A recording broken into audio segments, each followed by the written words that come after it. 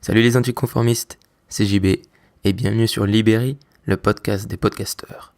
Aujourd'hui, je veux parler avec toi du contenu rapide et savoir définitivement si contenu rapide, ça veut dire forcément mauvais contenu.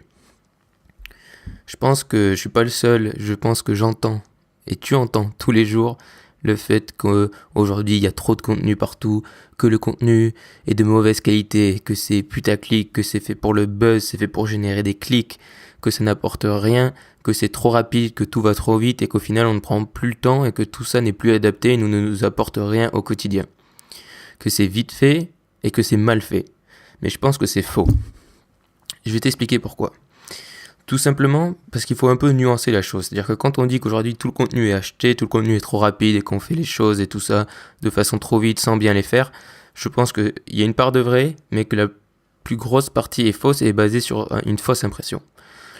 Déjà, parce qu'il y a une espèce d'effet de surface, qu'on prête attention que ce qui est en surface, c'est-à-dire qu'on prête attention que à effectivement ce qui génère du clic, du buzz, des partages et ce genre de choses, puisque c'est ce que les réseaux sociaux nous montrent. C'est pas parce que les réseaux sociaux veulent nous montrer ça, mais c'est parce qu'il y a des algorithmes qui font que forcément, si les gens ont plus liké un post ou l'ont plus partagé, forcément il va être plus mis en avant. Et là-dessus, ça me paraît totalement logique. Et en fait, forcément, à un moment donné, il y a des gens malins qui se sont rendus compte que faire des vidéos entre guillemets putaclic où les gens avaient envie de cliquer ou faire des vidéos de buzz, les gens le partageaient, le likaient plus puisque ils étaient plus rapidement attirés par ça que par un truc qui parle de la physique quantique ou ce genre de choses.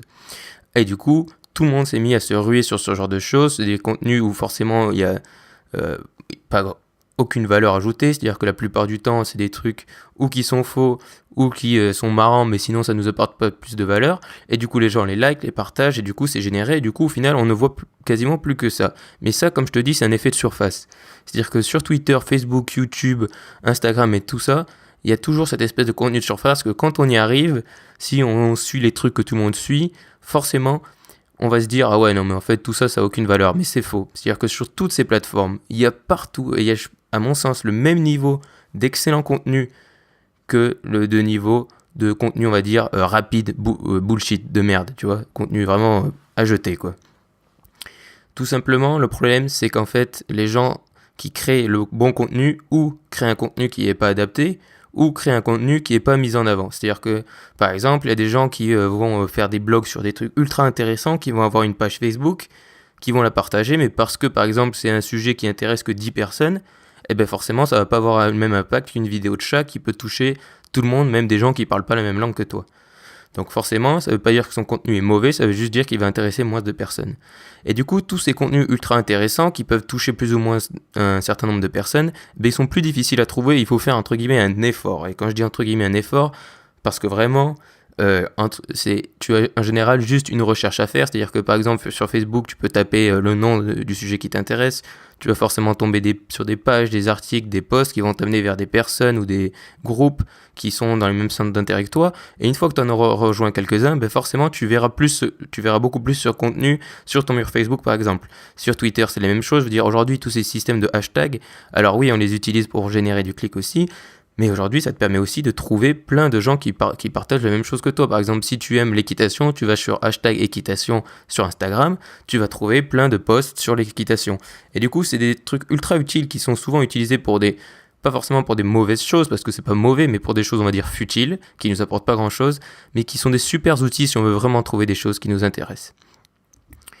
Le problème, c'est qu'aujourd'hui sur YouTube et sur Facebook, toutes ces plateformes, les vidéos par exemple, on nous partage des trucs qui sont pas intéressants. Mais en vrai, je pense que si t'en suis, tu le sais, il y a plein de gens qui partagent des vidéos de 5 ou 2 minutes ou rapides, on peut dire, mais qui sont ultra intéressantes, qui t'apportent une réflexion, qui t'apprennent des choses et qui sont tout l'opposé des vidéos un peu faciles qu'on a l'habitude de voir.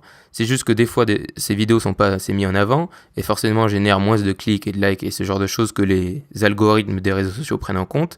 Ou alors tout simplement que si on suit pas la personne qui allait partager ça, forcément on n'allait pas la trouver.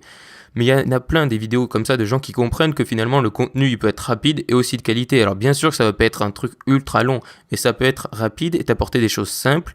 Tous ces vidéos de motivation, etc., ça marche. Pourquoi ? Parce que ça a un impact rapide, ça te motive et ça prend pas 2 heures pour te motiver. Je veux dire, une bonne vidéo de motivation, pour moi, ça va de 2 minutes à 5 minutes. Mais après, si ça prend 10 minutes, c'est plus une vidéo de motivation, c'est une vidéo où on t'apporte beaucoup de contenu, etc. Et du coup, il y en a plein du contenu rapide et de qualité. C'est juste qu'il faut un peu gratter sous la surface. Et je voulais partager l'exemple qui est pour moi un super exemple parce qu'il parle d'un truc dont tout le monde parle tout le temps. Cette personne, c'est Hugo Décrypte. Donc je sais pas si tu le connais, peut-être que tu le connais ou pas. Hugo Décrypte, il a commencé sur YouTube, donc il fait des vidéos sur la politique et sur un peu la géopolitique et ce genre de choses. Et du coup, on pourrait se dire que, bon voilà, déjà il est très bien parce c'est-à-dire que sur YouTube et tout ça, il y a beaucoup de gens qui ont des gros avis politiques. Lui, il est assez neutre, et c'est-à-dire qu'il parle, il dit voilà, ça c'est les faits, c'est ce qui s'est passé. Et ensuite, donc, il a fait des vidéos rapides et il a fait vraiment un format qui est adapté à ce que les gens veulent et surtout ce que les jeunes veulent. C'est-à-dire qu'il donne des faits, il les donne de façon concrète, ludique, et c'est pas du BFM TV par exemple, parce que BFM TV, eux, ils ont rien compris. De toute façon, je vais parler après des médias, mais ils ont pas compris. Et Hugo Décrypte, lui, il a compris le truc, c'est-à-dire qu'il sait faire du contenu rapide, clair et précis.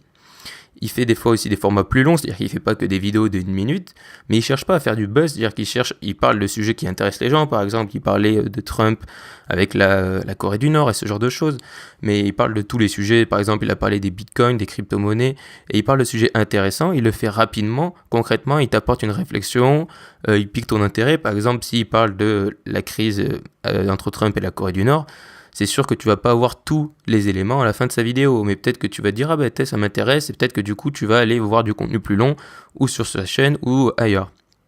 Et c'est à mon sens ça qu'aujourd'hui on devrait se tourner, c'est faire des choses qui ont de la valeur et rapidement. Et Hugo Décrypte, il a fait quelque chose d'encore mieux, c'est-à-dire qu'il n'est pas que sur YouTube, il est aussi sur Instagram. Et au lieu de poster et de raconter sa vie et d'apporter aucune valeur aux gens sur Instagram, qu'est-ce qu'il fait ? Il fait la même chose que sur sa chaîne YouTube, mais adapté à Instagram. C'est-à-dire que tous les soirs, je crois que c'est 5 images où il te raconte un peu les gros événements de la journée rapidement en disant voilà, il s'est passé ça. Du coup, c'est ultra adapté à la plateforme parce que ça te prend 1 minute de tout lire. Ça te donne un petit résumé de la journée sans avoir besoin d'aller regarder un journal ultra ennuyant de 30 minutes. Du coup, ça t'apporte beaucoup de valeur rapidement et tu sais ce qui s'est passé aujourd'hui. Et si tu veux creuser, tu peux creuser parce que ça te laisse toujours la possibilité. Donc c'est la preuve que tu peux faire du contenu rapide, du contenu rythmé et de qualité et adapté à la plateforme et aux médias et aux moyens de communication modernes. Et le podcast, pour moi, c'est différent, dans le sens où le podcast, tu peux faire du contenu tout à fait rapide, tu peux faire du contenu un podcast de 5 minutes ou d'1 heure, c'est à peu près la même chose, puisqu'au final, le podcast, comme je te l'ai dit plein de fois, ça te permet de sauvegarder du temps. Du coup, c'est sûr que si tu n'as pas 1 heure de libre dans ta journée, d'accord, tu n'écouteras pas de podcast d'1 heure. Mais en général, on a tous 1 heure de libre, surtout dans les moments de creux, puis tu peux le mettre en pause et le réécouter. C'est pour ça aujourd'hui aussi qu'il y a des podcasts rapides qui cartonnent. C'est parce que par exemple, le matin, tu n'as que 5 minutes, tu le mets et ça va marcher. Mais le podcast est un peu hybride dans ce terme de contenu, puisque c'est du contenu qui est consommable en faisant autre chose, contrairement à Twitter, Facebook et YouTube où tu dois être plus concentré sur le média, et d'ailleurs c'est ce qui fait que les gens sont sélectifs et c'est ce qui fait que le contenu dit buzz est mis en avant. Et du coup je voulais revenir, comme je t'en ai parlé un peu avant, avec l'erreur des médias aujourd'hui. Alors je vais pas rentrer dans tous ces trucs de système de médias ou quoi, c'est juste l'erreur complètement stratégique qu'ont fait la plupart des médias. Ils ont analysé quand ils ont vu qu'Internet et qu'ils perdaient des audiences et tout ça, que plus personne n'achetait de journaux. La plupart des médias se sont dit, bon, mais qu'est-ce qu'on va faire ? On va se dire, on va faire du contenu rapide, on va essayer de trouver des trucs qui buzzent et tout balancer rapidement. Sauf que ça marche pas. C'est-à-dire qu'au final, je pense que les gens ont toujours envie ont toujours envie et besoin de contenu long. Et c'est pour ça que les médias, entre guillemets, classiques devraient rester et devraient conserver leur cap et se concentrer là-dessus, tout en étant adaptés aux plateformes modernes. Je vais te donner 2 exemples. Mediapart et Le Monde. Mediapart, c'est un truc qui aujourd'hui existe qu'en ligne. Et ils ont tout compris, c'est-à-dire qu'ils font du contenu de qualité, ils font des enquêtes longues et en ligne, et ça marche. Pourquoi ? Parce que les gens aujourd'hui, s'ils veulent acheter un journal, c'est pas du tout pour avoir un truc rapide, c'est pour avoir un truc long, une enquête avec plein de choses, tout ce que par exemple Hugo Décrypte ne peut pas faire parce qu'il n'est pas journaliste et il peut pas enquêter pendant 6 mois sur quelque chose. Et aujourd'hui, du coup, c'est pour ça que Mediapart a du succès. Et Le Monde aussi. Mais Le Monde, ils ont été encore plus malins. C'est-à-dire que Le Monde, on va faire des enquêtes longues. Et tu sais, il y a eu toutes ces histoires où Le Monde, Mediapart et d'autres journaux ont fait des grosses enquêtes, avec toutes ces histoires d'évasion fiscale par exemple. Et du coup, c'est pour ça que ces médias sont bons, c'est-à-dire qu'ils font des enquêtes longues, et en plus, ils apportent de la vraie valeur, c'est-à-dire que par exemple, Hugo Décrypte va dire, bah voilà, Le Monde a sorti ça, il va te donner les faits ultra rapidement. Du coup, qu'est-ce que tu vas faire? Tu vas aller sur Le Monde, si tu veux en savoir plus, pour lire l'article complet, intéressant, où ils n'ont pas du tout cherché à faire le buzz, comme d'autres médias ont fait cette erreur, mais ils le font rapidement. Et Le Monde, pour reprendre cet exemple, ils ont fait un truc, je sais pas si tu les suis si tu es sur Snapchat, mais sur Snapchat, il y a comment ils appellent ça? Enfin, les stories, on va dire, un peu sponsorisées. Du coup, il y a Le Monde. Et Le Monde, je trouve qu'ils ont eu totalement raison, parce qu'aujourd'hui, Le Monde, c'est ultra bien de consommer ça sur Snapchat. Ça te prend aussi 5 minutes, et ça te parle un peu des faits qu'il y a eu aujourd'hui, et ça te redirige vers Le Monde si tu veux lire des articles plus longs. Du coup, ils ont pris les deux, mais ils ont besoin de garder les deux. C'est-à-dire que si Le Monde avait fait que du buzz, ça ne marcherait pas. Ils auraient complètement perdu toute leur valeur. Et d'ailleurs, les gens aujourd'hui, plein de gens ne croient plus aux médias, puisqu'ils font des trucs buzz rapides, sans contrôle. Du coup, ils valent pas mieux que le mec qui dit un truc qui dit n'importe quoi sur Facebook, en fait. Et du coup, ça dévalorise complètement leur image. Tandis qu'en faisant des enquêtes longues, ils conservent ce qui fait leur valeur. Et ils peuvent, bien entendu, comme Le Monde, s'adapter et faire du contenu plus rapide. Donc tout ça, c'est pour te prouver qu'aujourd'hui, le contenu rapide, c'est un truc dont on dit ah oui non mais tout se fait trop vite, du coup il n'y a plus de valeur. Mais au contraire, c'est-à-dire qu'il y a vraiment des trucs de super valeur. Il y a des gens qui commencent enfin à le comprendre et qui en font plus et qui le font de mieux en mieux. Et du coup, ça se trouve, et vraiment, il faut gratter sur la surface. Alors, je sais que quand on arrive sur cette plateforme, tout le contenu qui est en avant, c'est ce genre de contenu dit buzz. Mais sous la surface, il y a vraiment des trucs extraordinaires. Et une fois qu'en plus, tu commences à suivre ça, ces algorithmes et tout, ils le comprennent. Et du coup, qu'est-ce qu'ils te mettent en avant? Les contenus qui t'intéressent, les contenus de qualité, ce genre de choses. Et souviens-toi que si tu veux faire le buzz, ou ça aussi, c'est le genre de truc qui te passe par l'esprit, le buzz, c'est éphémère. Le buzz, ça t'apportera rien sur le long terme. Et le buzz, il vient aussi rapidement qu'il s'en va, tu vois, c'est vraiment... les gens qui ont fait le buzz, en général, ils ont rien fait après. C'est les gens qui... Il y a des gens qui avaient fait beaucoup avant, qui ont fait le buzz, mais qui continuaient de faire après, et du coup, ça a marché, forcément. Parce qu'ils avaient construit quelque chose avant, et c'est ce buzz qui leur a permis d'exploser. Mais sinon, faire juste le buzz, ça ne t'apportera rien. Donc si je devais te donner un conseil, c'est... Si tu crées un podcast, tu peux le faire de 5 minutes ou d'1 heure, mais il faut pas avoir de scrupules et dire « Oh, si je le fais de 5 minutes, ça veut dire que ça va être nul. » Non, tu peux faire un super truc de 5 minutes, mais il faut l'assumer. C'est-à-dire que forcément, dans un truc de 5 minutes, tu n'auras pas la même chose que dans un podcast d'1 heure. Ou dans une vidéo de 5 minutes, tu n'auras pas la même chose que dans une vidéo d'1 heure. Mais si tu le fais adapter, si tu le fais vraiment avec ton âme, avec ton cœur, et que tu crois en ton contenu et que tu le fais de cette façon-là et que tu l'assumes, forcément ça peut faire quelque chose de super. Et je te conseille vraiment, c'est-à-dire de le faire, c'est-à-dire fais le contenu que tu as envie de faire. Si c'est 5 minutes, fais-le de 5 minutes. Tu n'as pas à te dire oh non, les gens vont te dire que c'est pourri parce que ça fait 5 minutes, on s'en fout. Si c'est extraordinaire pendant 5 minutes, c'est extraordinaire pendant 5 minutes. Et si tu veux faire du contenu sur Facebook et sur les autres plateformes, fais du contenu aussi adapté à la plateforme. C'est-à-dire que ne fais pas... les partages d'articles, par exemple, le fait de partager un article, tu peux même écrire directement ton article sur Facebook au final, tu n'as même plus besoin de le partager.